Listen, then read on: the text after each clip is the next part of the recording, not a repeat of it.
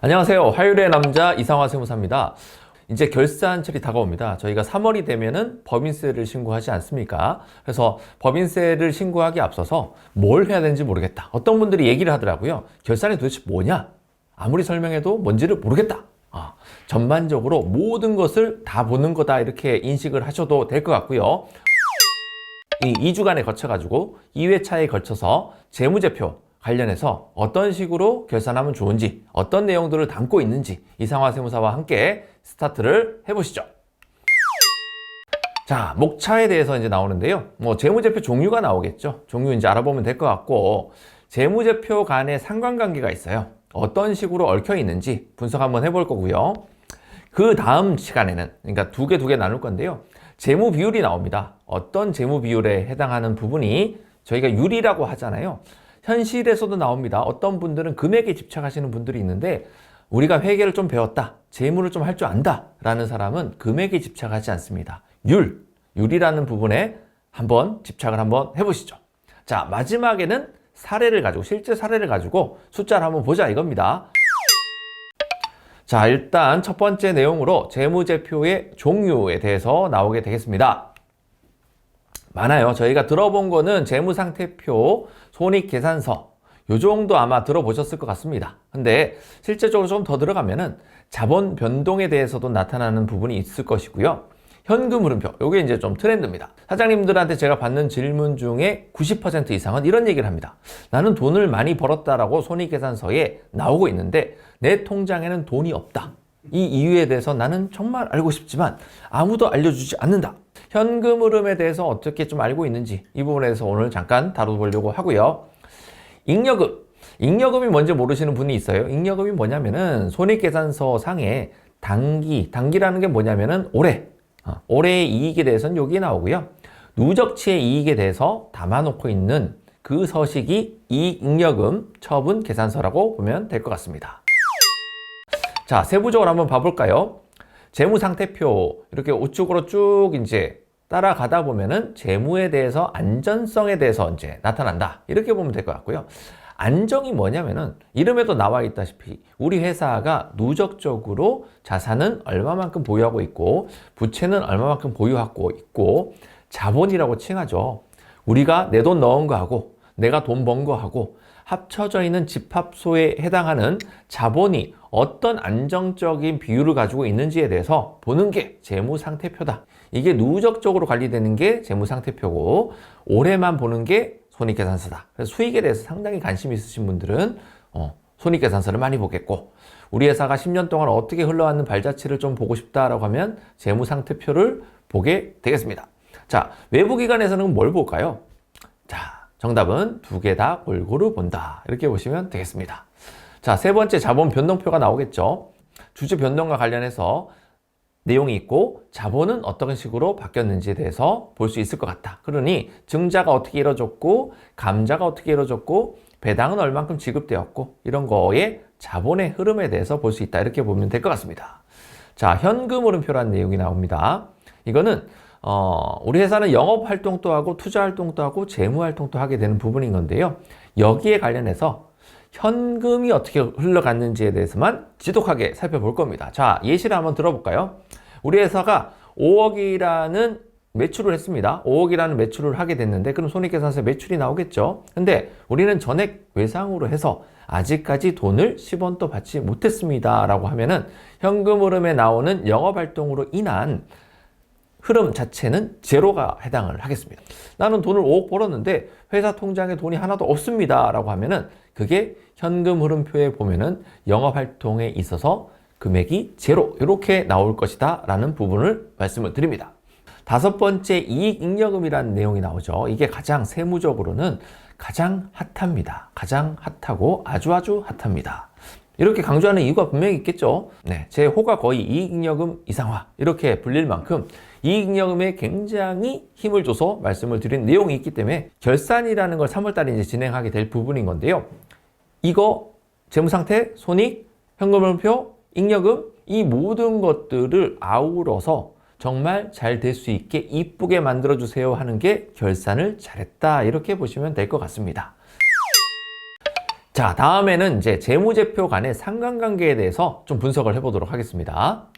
법인이 이제 경영활동을 합니다. 여기 보시다시피 자금 조달부터 시작해요. 그래서 법인을 처음 시작하실 때가 되면은 자금 조달을 자기 돈으로 시작을 하겠죠. 일단 기본적으로는 자기 돈으로 시작을 하고, 투자를 조금 받으셨다라고 한다 그러면은 투자 받은 사람이 주주로 참여하고 싶다라고 한다 그러면 자본으로 돈이 들어오게 되는 부분인 거고요. 주주로 참여 안 하고 은행처럼 나는 돈을 빌려주고 나중에 원금과 이자를 같이 가져갈 거야 라고 한다 그러면은 자금 조달을 해서 이렇게 부채로 들어가게 됩니다. 그래서 어떤 분들이 저희한테 그 최초의 법인 설립할 때 찾아와서 또 많이 물어보는 질문 중에 하나가, 투자자가 있는데 어디로 가는 게 좋을까요? 투자자가 나한테 자꾸 주식을 달라고 한다. 여기로 가는 게 좋을까요? 여기로 가는 게 좋을까요? 본인이 좀 이렇게 사업이 잘 안 될 것 같다라고 한다 그러면은 자본으로 보내시면 됩니다. 회사가 잘 안 될 것 같아요. 그럼 자본으로 보내고, 회사가 너무 잘 될 것 같다 그러면은 부채 쪽으로 보내는 게 조금 유리합니다. 재무 활동을 통해서 자금을 일단 조달을 하겠죠. 그 돈으로 뭘 하냐면은 기계를 삽니다. 기계를 사야 되기 때문에 투자 활동을 하겠습니다. 투자 활동으로 기계를 1억 원어치 사가지고 영업 활동을 하기 시작하겠죠. 매출액을 올립니다. 매출액 얼마 벌고, 그리고 직원 인건비 주면서 원가가 얼마 들어가는지, 재료비는 얼마 주고 사오는지, 이게 다 영업 활동에 해당하는 부분인 거예요. 그러면 얼마 이익을 남고, 그리고 또 판관비에 판매 관리에 관련해가지고 돈 또 쓰고 이익 나와서 여기에서 이제 세금을 내는 게 법인세. 이 안에 있는 이 자본에는 이 잉여금이 이 당기순이익의 누적치가 이 안에 포함이 되어 있습니다. 그 부분에 대한 세금 문제는 앞에 영상에 차고 넘치니 확인해 보시길 바라겠습니다. 재무활동으로 자금 조달을 해봤습니다. 그래서 남한테 빌린 돈이 1억이고요. 내 돈을 2억을 넘어서 회사가 현금 3억인 회사를 만들었고요. 그 3억을 가지고 기계도 사고 뭐도 해가지고 돈을 법니다. 그래서 수익을 매출 3억 찍고 비용 2억 써서 순이익을 1억을 벌었다. 그러면 재무 상태에는 2020년 1월 1일자로는 이랬는데, 손익계산서를 거치고 나니까 12월 31일자로는 여기 나머지 숫자는 똑같잖아요. 부채는 똑같고, 자산이 현금 자산이 됐던 매상 매출금 자산이 됐던 1억 원이 증가해서 자본금 최초 내자본 2억에다가 이익 잉여금 1억 원, 이런 식으로 표기가 되는 게 재무 상태표. 오늘만 사시는 분들은 요거만 보고요. 내일 또 사시는 분들은 여기까지도 본다. 이렇게 보시면 될 것 같아요. 자, 상관관계에 대해서 분석을 좀 해보면요. 아까 오늘만 사는 손익계산서를 본다 그러면 수익성이 체크가 됩니다. 매출액 대비해서 순이익이 율이 얼마큼 나오는지, 그리고 매출액 대비해서 영업이익이 얼마가 나오는지, 그리고 매출 대비해서 원가만 비율을 했었을 때 총이익은 얼마가 되는지, 이런 수익성을 체크를 할 수 있을 것이고요. 안정한지, 재무 안정성, 발음이 정말 안 되는데 유동비율이라는 내용이 나와요. 유동성이 높냐라는 거는 회사가 부채 대비해서 자산을 얼마나 잘 가지고 있는지, 이 비율을 나타내게 됩니다. 부채 비율은 뭐냐면은 내 돈, 처음에 자본 대비해서 남의 돈을 얼마 가지고 들어왔는지, 이 부채 비율을 가지고 보는 거고요. 차입금에다가 얼마만큼 의존하고 있는지, 이것도 보게 되는 부분인 거고, 이자 내잖아요. 돈 벌어서 이자를 얼마만큼 내고 있는지. 왜냐면은 이익이 만약에 2억이 났습니다. 근데 은행 이자를 1억을 내요. 그러면 영업활동으로는 뭐 1억 정도가 이제 세이브 되는 부분인 거고, 1억은 은행 이자로 나가다 보니까 이자 보상 비율은 50%다. 이제 이런 식으로 이제 책정이 될 겁니다. 자, 이 잉여금에 대비해서는 배당금 내지 회사의 자본이 어떻게 움직이는지를 볼 수 있을 것이고, 이거는 세무적인 관점이에요. 여기 이제 세무라고 쓰고 읽으시면 될 것 같습니다. 자, 현금 흐름 분석. 이것도 수익성에 해당을 합니다. 영업이냐, 투자냐, 재무냐, 이렇게 볼 수 있을 것 같고, 주석. 일반적인 정보를 파악합니다. 여러분들의 회사가 그 외부 감사를 받는, 회계 감사를 받는 업체가 아니다라고 한다 그러면 주석이 공시가 되지를 않겠습니다. 그러나 외부 감사를 받는 회사들 같은 케이스는 주석이 공시가 된다라고 보시면 될 것 같습니다. 재무 상태라는 얘기가 나오고, 손익계산서가 얘기가 나오고요. 최근의 트렌드는 현금 흐름표.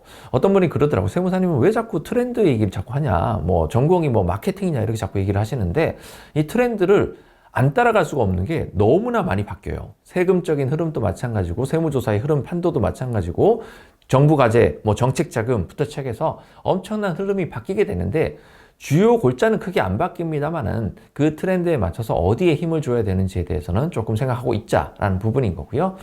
투자 활동, 아까 기계 산다고 했잖아요. 기계를 사게 되면은 기계가 들어오지만은 현금은 어떻게 되냐고 생각을 하면은 현금은 밖으로 나갑니다.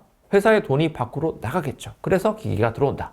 그래서 발생주의 관점으로 본다 그러면은 세무사 사무실이든 회계사 사무실이든 결산할 때 모든 행동들이 발생주의로 움직입니다. 그래서 기계를 사게 되면은 기계 자산이 회사에 늘어나서 좋은 현상으로 보여지지만은 대표님의 통장에 있는 현금은 유출이 되어서 현금 흐름표 상으로 보면은 투자 활동으로 인한 유출 이렇게 됩니다. 마이너스로 뜨게 됩니다.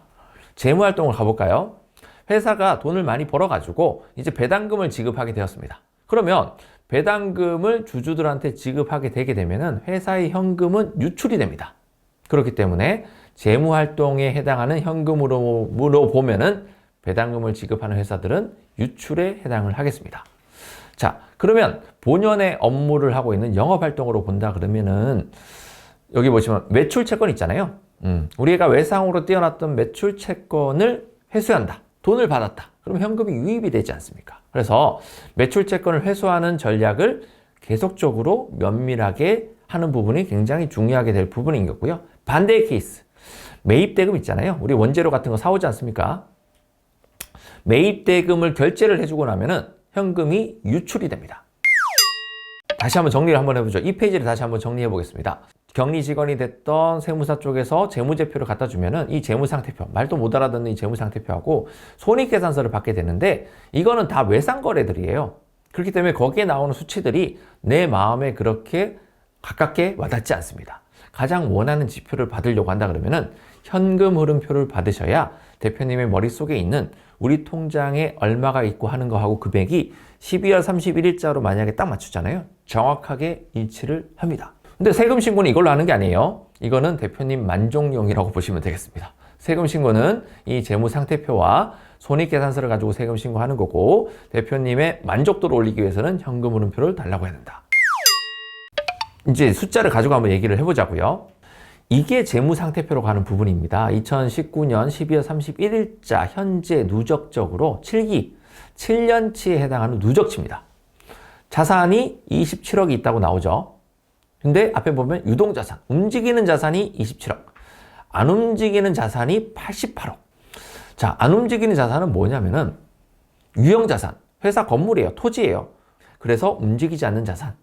그리고 움직이는 자산은 뭐냐면은 내가 마음만 먹으면은 오늘 당장이라도 현금화 할 수 있는 자산에 해당을 합니다. 그러면 은행 입장에서는 이 회사가 유동자산이 높은 게 좋을까요? 비유동자산이 높은 게 좋을까요?